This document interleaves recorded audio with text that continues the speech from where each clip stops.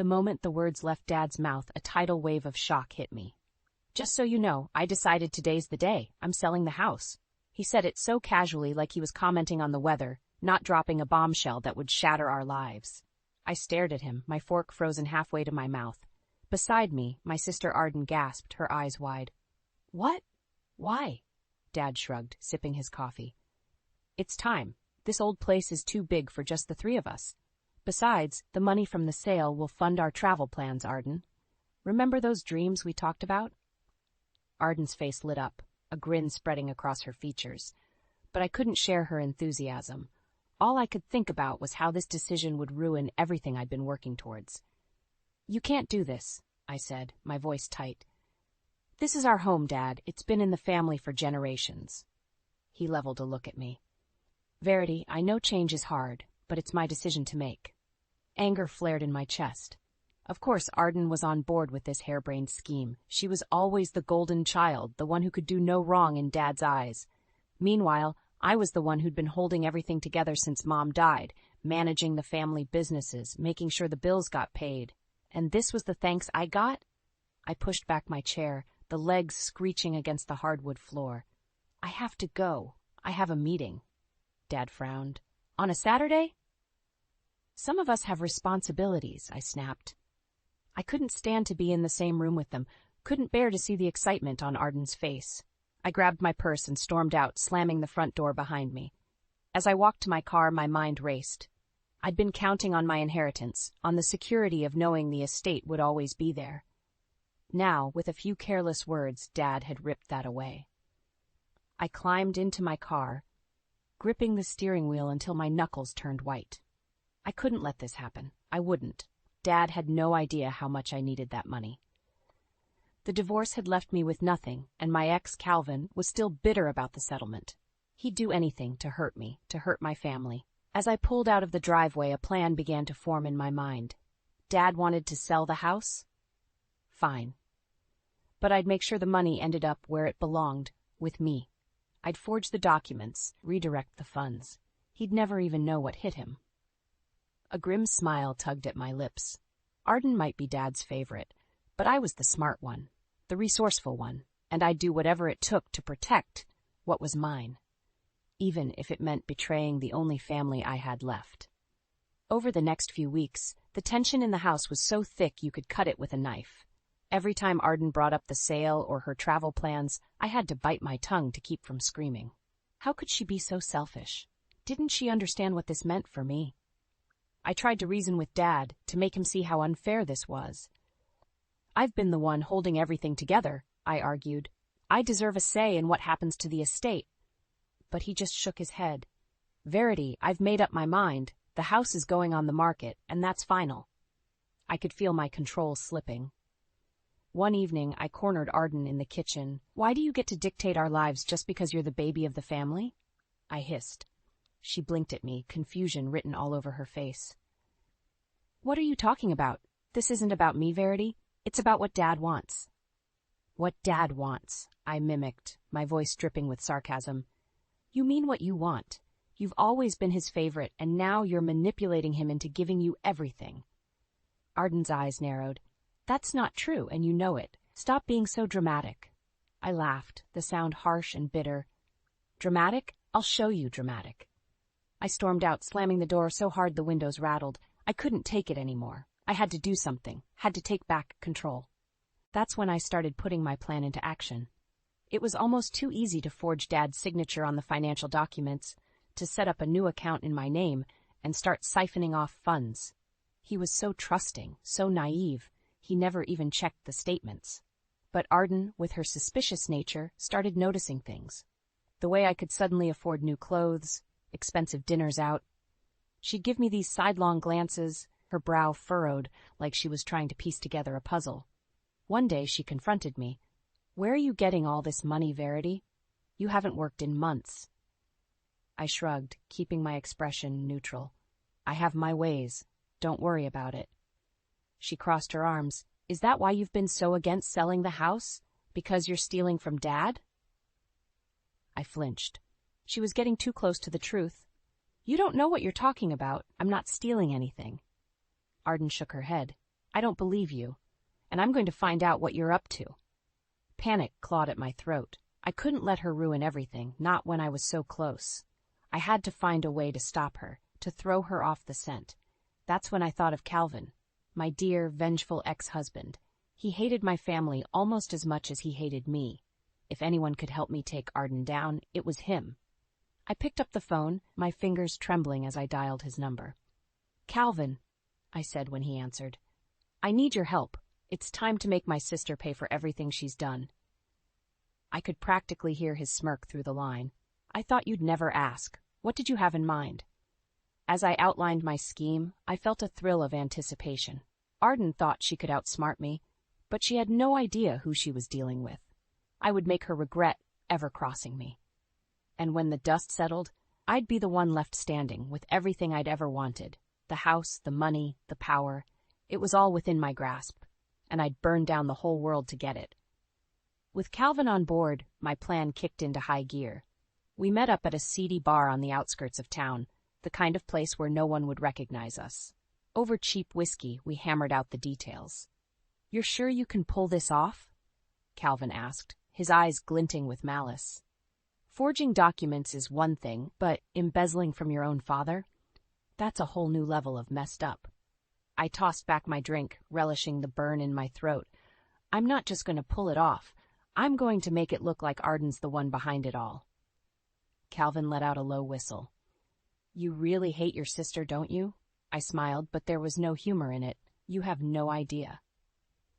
Over the next few weeks, I threw myself into the scheme. I spent hours hunched over my laptop, manipulating bank statements and transferring funds. It was almost too easy. Dad's accounts were linked to the estate, and with the impending sale, no one was paying close attention to the money coming in and going out. But as the numbers in my own account grew, so did Arden's suspicions. She started watching me like a hawk. Her eyes narrowed every time I stepped out for a meeting or came home with a new purchase. One evening, she cornered me in the living room. "I know what you're doing, Verity," she said, her voice low and accusing. "You're stealing from Dad, aren't you?" I scoffed, trying to play it off. "Don't be ridiculous. I'm just managing some investments for the estate. It's all above board." Arden wasn't buying it. "Then why are you being so secretive? Why won't you let me see the statements?" I felt a flare of anger. She had no right to question me, to stick her nose where it didn't belong. "Because it's none of your business, Arden. I'm the one who's been taking care of everything while you've been off chasing your silly little dreams." Her face flushed with indignation. "Those silly little dreams are what's going to give Dad a better life. But you don't care about that, do you? All you care about is yourself." I stepped closer, my voice dropping to a hiss. "You think you're so perfect, don't you?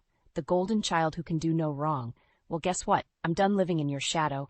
I'm taking what's mine, and there's nothing you can do to stop me." Arden's eyes widened, and for a moment I saw a flicker of fear. Good.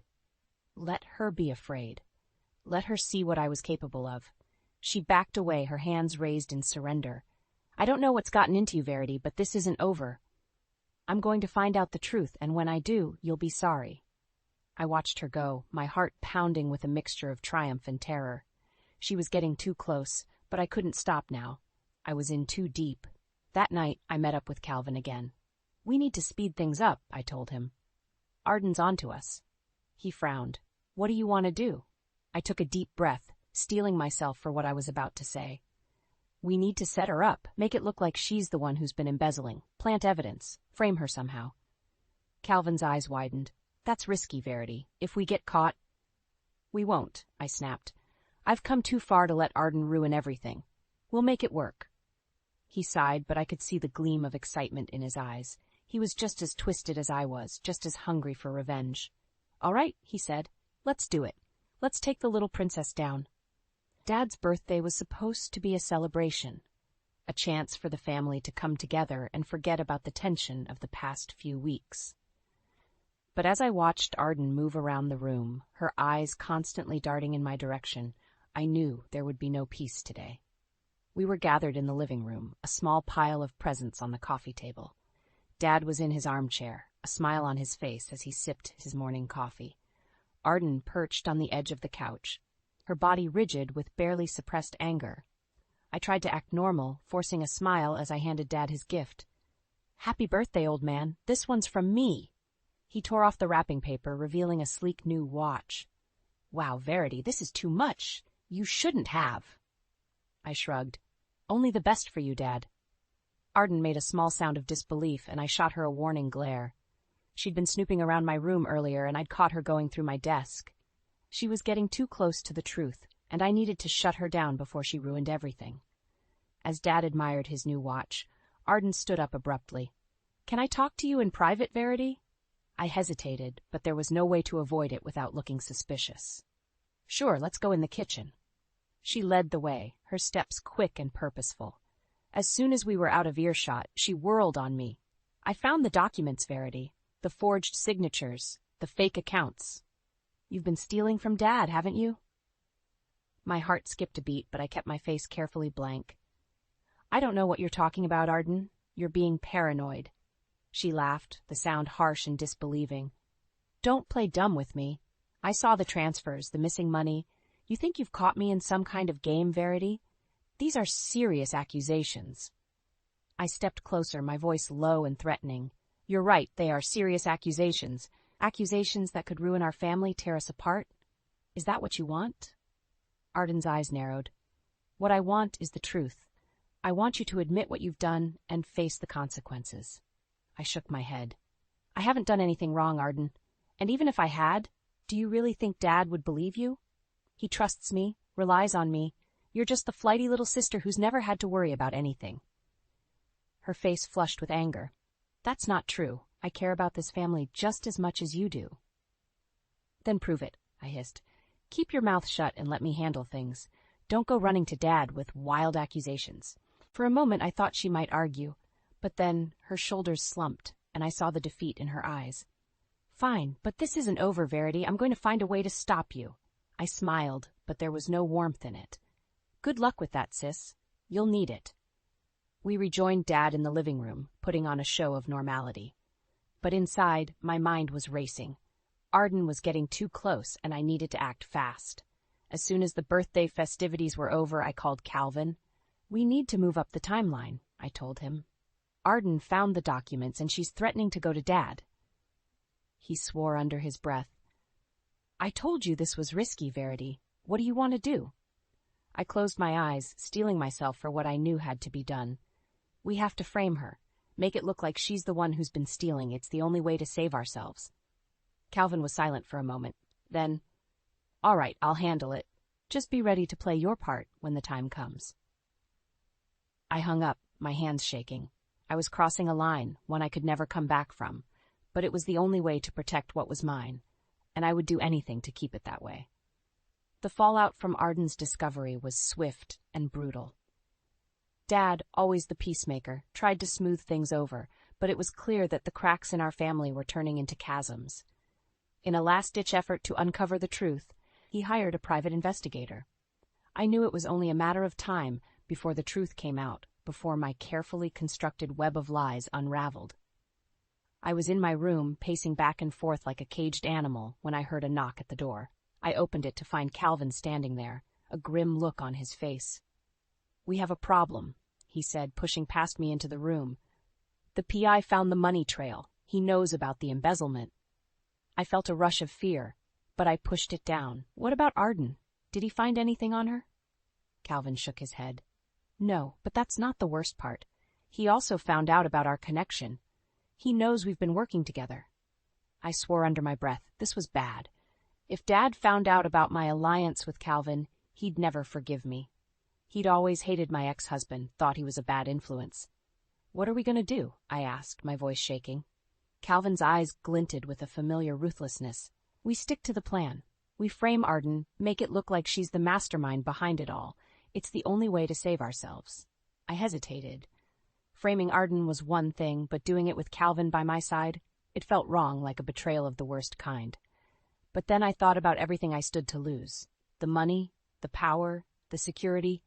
I couldn't let it all slip away, not after everything I'd done to get it. "Okay," I said finally. "We'll do it your way. But we have to be careful. If anyone finds out the truth..." Calvin grabbed my shoulders, his grip almost painful. They won't. We're too smart for that. We'll make them all pay for underestimating us. There was a knock at the door, and we sprang apart. I smoothed my hair, trying to look calm as I opened it. It was Dad, his face grave. Verity, we need to talk. The investigator found something. My heart hammered in my chest, but I forced a smile. Of course, Dad. Let's go downstairs.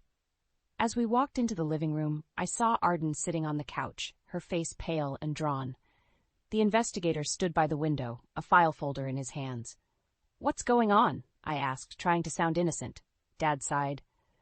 The investigator found evidence of embezzlement, Verity. Large sums of money transferred out of the estate accounts. I feigned shock. What? That's impossible. Who would do something like that? The investigator cleared his throat. The transfers were made using your sister's login credentials. It appears that Arden has been stealing from the family. Arden leapt to her feet, her eyes blazing. That's a lie! I would never do that! Dad held up a hand. The evidence is clear, Arden. I didn't want to believe it, but I can't ignore the facts. I watched as Arden crumbled, tears streaming down her face. A part of me felt a twisted sense of satisfaction, seeing her brought low. But another part, buried deep, felt a pang of guilt. Dad turned to me, his eyes searching. Did you know about this, Verity? Is that why you've been so resistant to selling the house? I shook my head. No, Dad. I had no idea. I'm just as shocked as you are. It was a lie, but it rolled off my tongue with ease. I'd gotten good at lying, at manipulating the truth to suit my needs. As Arden sobbed and Dad comforted her, I caught Calvin's eye across the room. He gave me a small nod, a smirk playing at the corners of his mouth. We'd done it. We'd won. But as I stood there, watching my family fall apart, I couldn't help but wonder at what cost. The revelation of Arden's supposed betrayal sent shockwaves through the family. Dad was beside himself, torn between anger and disbelief. Arden, for her part, couldn't stop crying, insisting over and over that she was innocent. As for me, I played the role of the shocked and devastated sister to perfection. Inside, though, I was a mess of conflicting emotions. Triumph, guilt, fear, they all swirled together in a sickening cocktail. A few days later, Dad called a family meeting. He said we needed to discuss the situation, to decide how to move forward. I knew it was just an excuse to confront Arden, to make her face the consequences of her actions. We gathered in the living room, the same room where we'd celebrated so many birthdays and holidays. But there was no joy in the air now, only a suffocating tension. Dad sat in his armchair, his face grave. Arden perched on the edge of the couch, her eyes red and puffy. I took a seat across from her, trying to look as neutral as possible. How could you do this to your own father, your sister? Dad asked, his voice thick with emotion. How could you betray us like this? Arden shook her head, fresh tears spilling down her cheeks. I didn't, Dad. I swear to you, I didn't do anything wrong. Dad slammed his hand down on the arm of the chair, making us both jump. Don't lie to me, Arden. The evidence is clear. You stole from me, from this family. I watched as Arden crumpled under the weight of his anger. She looked so small, so broken. For a moment, I almost felt sorry for her. But then I remembered everything she had, everything I'd never been given. The love, the attention, the adoration. She'd had it all, and she'd squandered it. She deserved this. I'm sorry, Dad, I said, my voice trembling with fake emotion. I should have seen the signs. I should have stopped her. Dad turned to me, his eyes softening. It's not your fault. Verity. Arden made her choices. She has to face the consequences. Arden let out a choked sob. Please, Dad, you have to believe me. I didn't do this. Someone is setting me up. I scoffed. Who would want to set you up, Arden? Who would go to all that trouble? She looked at me then, really looked at me. And in that moment, I saw a flicker of understanding in her eyes. She knew I was behind it all, but it was too late.